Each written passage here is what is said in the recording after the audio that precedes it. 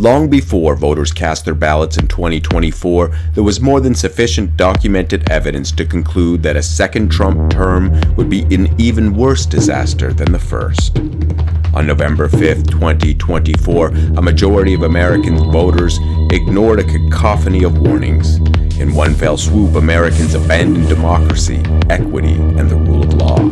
They turned a blind eye to corruption and chaos. They ignored the lies that made them sick and policies that made them poor.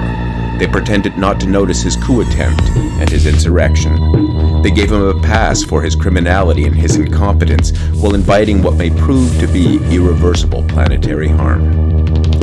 Andrew Coyne reflected on why Americans succumbed to the thrall of a manipulative grifter, writing, "Nothing mattered in the end.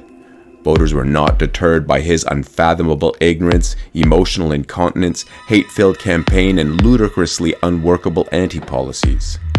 Despite being a convicted fraud artist, adjudicated rapist, and serial sexual predator, Americans took a long look at all this and said, 'Yes, please.' Americans had more than enough information to know who they were voting for in 2024, which leads us to the disturbing conclusion that most Americans are unable to distinguish fact from fiction.